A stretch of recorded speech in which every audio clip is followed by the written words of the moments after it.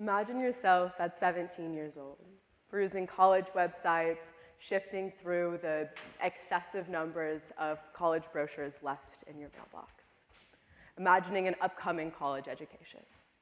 Take a moment to imagine what that means. What is a part of this process, this college education?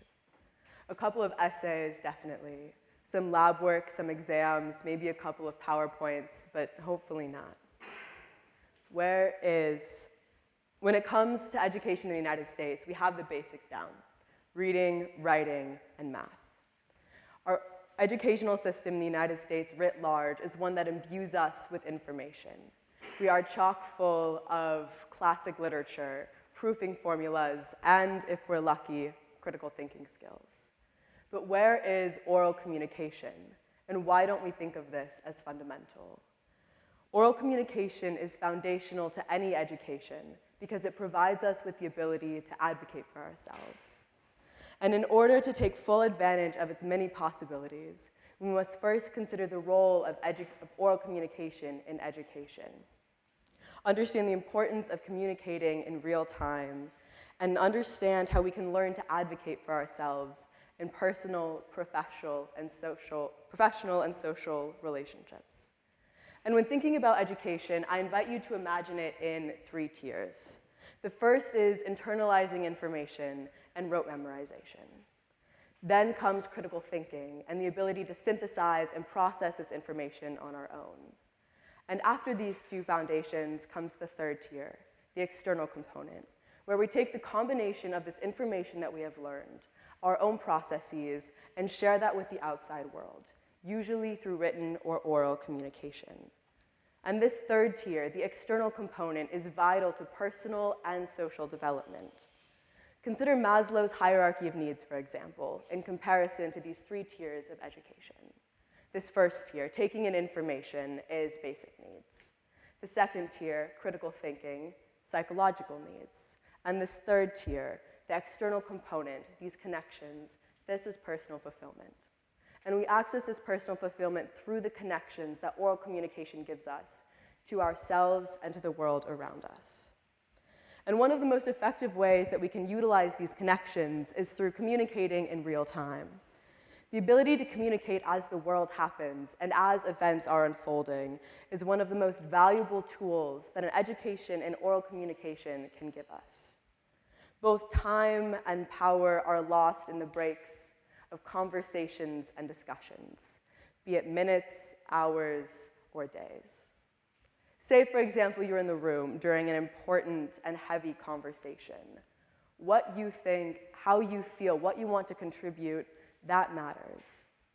And oral communication gives you the power to express that, to make that public as quickly, efficiently, and powerfully as possible. Every voice matters, but that is not the world that we live in. Not every single one of this in this room has been given the same tools and is expected to take the same steps for self-advocacy. And that is incredibly dangerous. Every person deserves to experience the confidence and the power that oral communication instills, providing us with more agency and a deeper connection to ourselves, but also to the roles, events, and relationships that we are a part of in the world. Communicating with the world as it is happening is a powerful tool, and one that any education needs to provide to us. But in addition to allowing us to engage with the world, oral communication also prompts us to change it. This is where the ability to advocate comes in. We live, work, and play within institutions and systems full of expectations, routines, regulations. Hierarchies and institutions rely on the assumption that those that they are controlling cannot and will not push back against them. That we, writ large, do not have the tools, the skills, or the motivation to make these deeply necessary changes.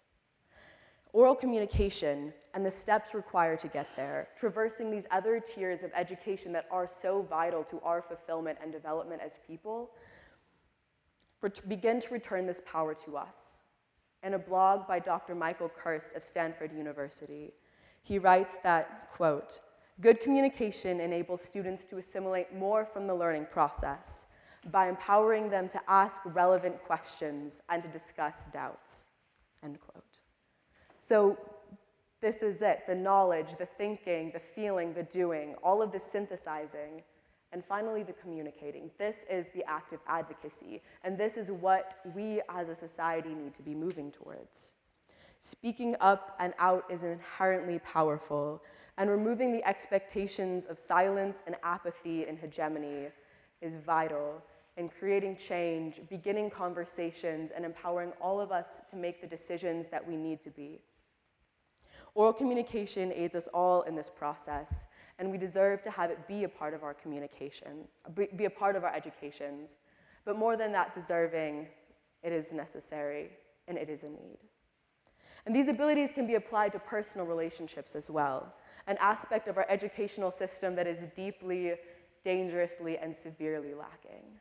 I know that I have never been taught oral communication in any educational system, in any classroom, how to express myself truly, or how to genuinely listen to others. Learning effective oral communication can help us become better people on a fundamentally emotional level. We learn to listen for content and for comprehension rather than for response. We learn about body language, understand the impact of that on other people, and become more considerate and attuned to what others are trying to communicate with us, regardless of the setting. We understand different approaches to communication, can better navigate tumultuous conversations, and have more empathy and patience for those who are still learning these skills, which all of us are doing as well.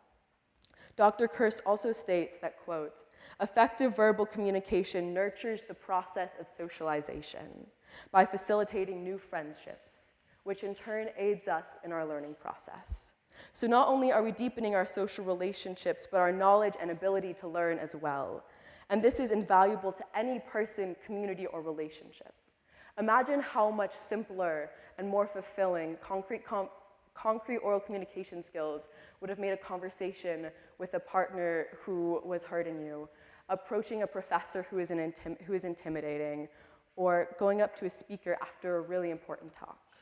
Or more concretely, navigating an important business contract, or speaking at a public hearing against one of the numerous and terrifying anti-trans legislation bills across the country today.